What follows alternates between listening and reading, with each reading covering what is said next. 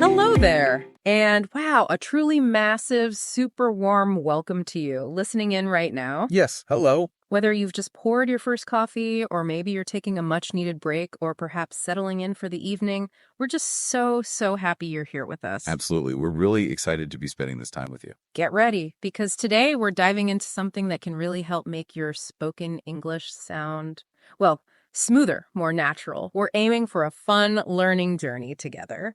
It's great to be here. We're going to explore what really gives English that effortless sound, that feeling that goes beyond just knowing the vocabulary or the grammar rules. Exactly. Our goal today is to give you some practical tools, things you can use to feel more confident, more connected when you speak English. Totally. You know how sometimes you might know all the words, you understand the grammar, but when you put it all together, it just doesn't quite flow, doesn't sound as, smooth as you'd hoped. Well, today we're actually going to listen to an example of an English response that sounds a little, let's say, bumpy. A bit hesitant, maybe. Yeah, exactly. And then right after, we'll listen to a response to a very similar kind of question that just, it flows beautifully, sounds really natural, like you might hear from a native speaker. And by comparing those two. Right. By looking at them side by side, we can really pick out some specific things, some techniques that you, listening right now, can start using, pretty much immediately to really level up your spoken English. Our aim is definitely to equip you with some concrete steps, things you can actually use right away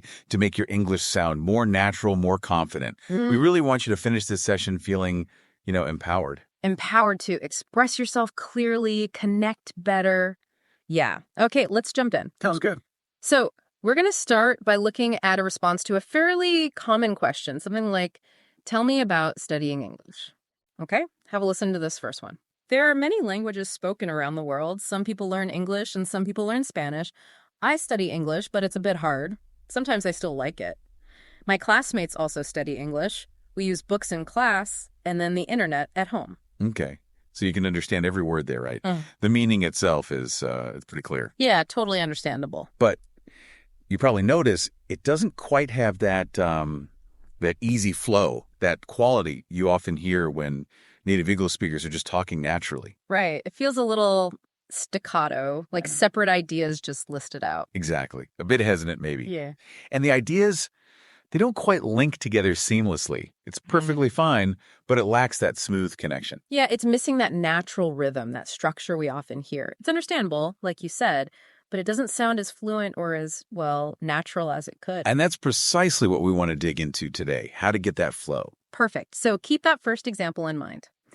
Now let's contrast it. We're going to listen to a much stronger, more natural sounding response. It's addressing a similar idea, this time focusing on why learning English might be important. Okay, here's the second, more fluent example. English is a language that is studied by millions of people around the world. Some people say that it is the #1 language, and other people say that it is not that important. But in my opinion, it is important for everyone to learn English. I think that speaking English can help you get a better job, travel more around the world, and also experience other cultures. So I think everyone should learn to speak English. Wow, okay. You can instantly hear the difference there, can't you? Definitely. This one sounds much more, self-assured. And the idea is they're laid out really clearly in a kind of organized way. Exactly. So the big question is, what makes this second response sound so much more natural and fluent? Yeah, what's the secret sauce? Well, it turns out there's a kind of structure here. We can actually break this fluent example down into 5 key parts or steps. And understanding these steps, it's really going to help you, the listener, in your own English speaking. Okay, 5 steps. I'm ready. Let's break it down. What's step 1? All right. Step 1. The speaker starts by clearly stating the topic. Right at the beginning, they say, English is a language that is studied by millions of people around the world. Okay, straight to the point. Exactly. And what this does, it immediately tells the listener what the focus is. You know right away what they're going to talk about. It creates this clear starting point, like announcing the subject so everyone's on the same page. That makes total sense. It's like if you start telling a story, you first say who or what it's about, right? So everyone can follow. Step 1, state the topic clearly. Got it. What's next? Step 2 involves bringing in different viewpoints, acknowledging other perspectives on the topic. Okay. In our example, the speaker says, some people say that it is the #1 language, and other people say that it is not that important. Right, showing both sides. Precisely. And if you think about why this works well, it Yeah. shows the speaker is aware that there isn't just one single way to think about English. It suggests a kind of balanced perspective, like they've considered different angles before jumping to their own conclusion. Yeah, it's like saying, look, I know people see this differently. It makes you sound more considered, more thoughtful, maybe, before you give your own take. Exactly. More thoughtful. Okay, so step 1, introduce the topic. Step 2, show you know there are different views. What's step 3? Step 3 is crucial. State your viewpoint clearly. Make it unmistakable. Okay. Our speaker does this directly. But in my opinion, it is important for everyone to learn English. No doubt about where they stand. In my opinion. Very direct. Very direct. And opinion, well, it just means what someone thinks or believes about something. And here, the speaker makes their belief crystal clear. No ambiguity. Got it. No wishy-washy stuff. Just bam, this is what I think. That definitely adds to that confident sound, doesn't it? It really does. Confidence comes partly from clarity. Okay. So we've set the scene, mentioned other ideas, stated our own opinion clearly. How do we back that up, make it convincing? That brings us neatly to step 4. Give supporting information. And specifically, aiming for about 3 pieces of support works really well. 3 reasons, okay? Our speaker gives us. I think that speaking English can help you get a better job, travel more around the world, and also experience other cultures. Right. Job, travel, culture. Exactly. And notice how each of these reasons directly supports their main point, that learning English is important. Each one offers a clear benefit. Yeah, can you maybe elaborate slightly on those, like why they're good reasons? Sure. So get a better job. Well, English is used so much in international business, science, tech. So knowing it often opens up more career opportunities. It's pretty clear. Makes sense. Then travel more around the world. English is spoken, or at least understood, in so many countries, even where it's not the main language. It makes navigating travel and connecting with people much easier. True. It's kind of a global bridge language in many places. It really is.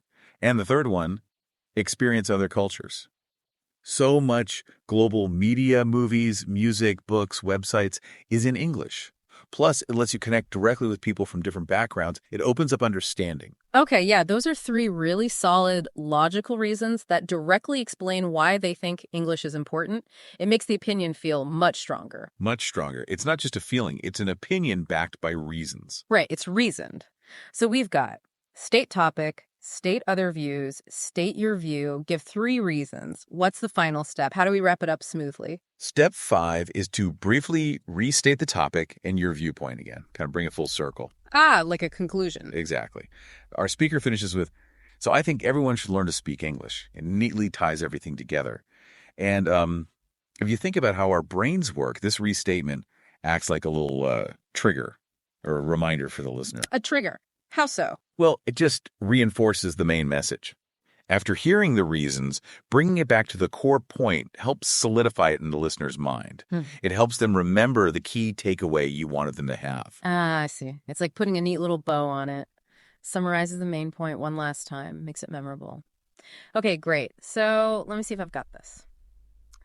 For a really fluent sounding response, you want to 1, state the topic. Yep. 2, mention different views on it. 3, clearly state your own opinion. Crucial. 4, back it up with ideally 3 supporting points or reasons. Good support, yeah. And 5, briefly restate your main point at the end. You've got it. That's the 5-step structure. Fantastic.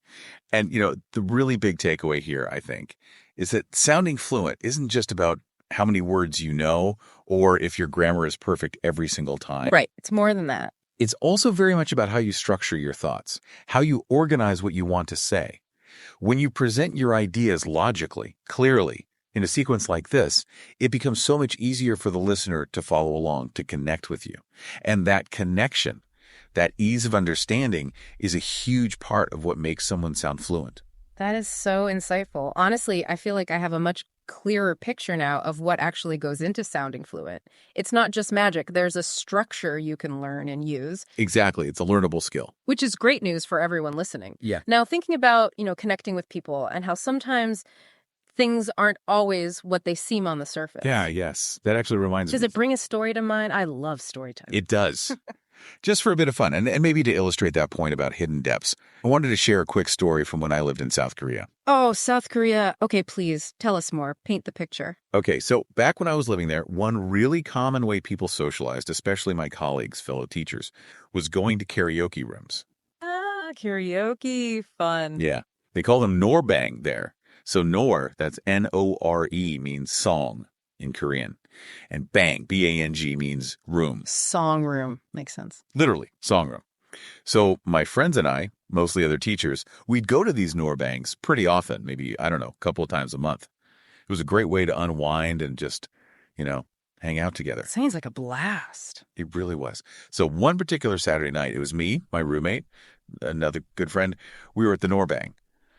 And later on, two more friends were supposed to join us. Okay. Now, in our group of friends, there was one woman who was like famous among us for being an incredible singer. Yeah. Seriously amazing. Wow. We had this expression, we'd say she could blow, which, it's an idiom. Could blow. What does that mean exactly? Like sing loudly? Yeah, exactly. I mean, she had this really powerful, fantastic singing voice. Like, think of famous singers with huge vocal ranges and power. That's what we meant. She could really belt it out. Gotcha. Like a professional level singer almost. Pretty much. Yeah. So we knew she'd put on a show when she arrived.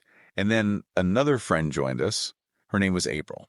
April. Now, April was, she was quite small physically, very petite frame. And just the absolute sweetest, quietest person, genuinely lovely. Everyone adored her. Super kind. Oh, sounds nice. Yeah. So, we were all kind of waiting for our star singer friend to arrive and entertain us, which she definitely did later. She was great. Right. But before that happened, some of my other friends started saying, oh, you have to hear April sing. Oh, really? About the quiet one. Yeah. And honestly, because April was always so soft-spoken, so gentle, I didn't really expect much, I thought, oh, that's sweet of them to encourage her, but figured it was just about everyone having fun, taking a turn. Sure, it's karaoke. It's about participation. Exactly. So they started kind of gently nudging April, go on, sing something. And she was really reluctant at first, like, oh, no, really, it's okay, maybe later. A little shy, maybe. Very shy about it. But they kept encouraging her. And honestly, the way they were insisting, I started to think, maybe there's something more here. Okay, intrigue building. Right. So finally, she gave in, and she picks a song. I think it was called Maybe It's You. And it was a really powerful song, like vocally demanding, think someone like maybe Beyonce or Jennifer Hudson, kind of power needed. Whoa. Okay, not an easy choice. Those singers have serious pipes. Furious Pipes is right. So the music starts, and April starts singing really softly, just like how she usually spoke. And I'm thinking, okay, nice voice, pleasant, but then song starts building up, heading towards this big, powerful chorus part. And April, she kind of stands up a little straighter, takes this visible deep breath, and then, wow. What happened? Her voice just exploded out of her. She hit this huge note, singing, baby, it's you, you're the one I want. And it sounded like a completely different person. It was incredible. Yeah. She sounded almost exactly like the original recording artist. Oh, way. Yes. We were all just stunned. My jaw literally dropped. This tiny, quiet, super sweet woman just unleashed this unbelievable singing talent that none of us, I certainly hadn't anticipated at all. She was blowing us all away. Oh my gosh, that's amazing. I love stories like that. The hidden talent revealed. It was the best surprise. We spent the rest of the night just cheering her on, dancing, completely amazed. Yeah. And it really drove home that lesson for me, You absolutely cannot judge someone by their outward appearance or their initial quietness. So true. What you see on the surface sometimes gives you zero clue about the incredible ability or potential lying underneath. April's small size, her quiet nature, they completely hid this powerhouse voice. What a fantastic story. And yeah, such a great reminder for life in general. Absolutely. And, bringing this back to you listening and your journey with English, remember April. Yeah. You might sometimes feel like maybe people underestimate you, or maybe you feel your own English isn't as strong or as powerful as you want it to be just yet. But please, please don't let that discourage you. Good point. Just like April completely surprised us all, you have that same potential to absolutely surprise people with your English speaking skills. You really do. I love that connection. And using that 5-part structure we talked about earlier, that's a really practical, powerful way to build your confidence and help your English sound truly fluent and organized. It helps you show what you know. Yes, absolutely. Don't let any first impression, yours or someone else's, limit what you believe you can do. Embrace learning English. Practice those 5 steps we talked about and just get ready to, well, maybe surprise yourself and others with how amazing your English can be. We really believe in you. Keep practicing, keep learning, and most importantly, keep speaking English with confidence. Thanks for watching and subscribe for more such content.